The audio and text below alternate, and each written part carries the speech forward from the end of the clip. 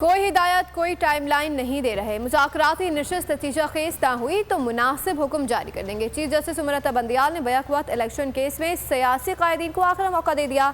3 रुकनी bench की सरबराही करते हुए चीफ जस्टिस ने सख्त रिमार्क्स दिए कि खबरदार किया, सियासतदानों को मसाइल का हल खुद निकालना चाहिए। ऐसा ना हो तो आइन मौजूद है, अदालती फैसले बरकरार, कौमी मफाद और तहफ़्फ़ुज़ आइन के लिए इत्तेफाक ना हुआ तो जैसा है वैसा ही चलेगा। लगता है हुकूमत सिर्फ पास खेल रही है।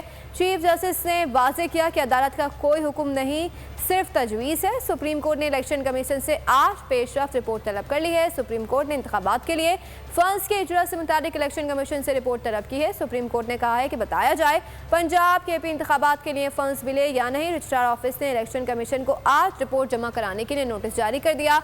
अदालत ने पंजाब और KP में इंतखाबात के लिए 27 अप्रैल तक फंड्स मुंतकली का हुक्म दिया था। हवाए नफ्स की है हुक्मरानी, लुटेरा कर रहा है पासबानी।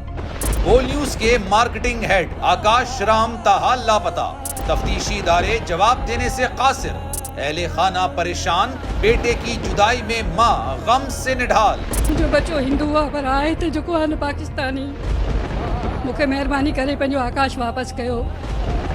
हुकूमत से बेकसूर और मुहिब्बे वतन बेटे की बाजियाबी के लिए फरियाद। आकाश राम के अगवा के खिलाफ अहले खाना की जानिब से सुप्रीम कोर्ट में दरख्वास्त दायर। सुप्रीम कोर्ट के चीफ जस्टिस उमरता बंदियाल से आकाश राम के अहले खाना की जल्द समाअत की इस्तदा।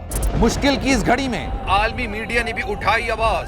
CNN, आज तक, इंडिया टुडे, टाइम्स नाउ समेत आलमी मीडिया ने आकाश राम के अगवा के खिलाफ दिया बोल का साथ। उफ क्या जुल्म है, बोल इंसाफ का मुंतजिर।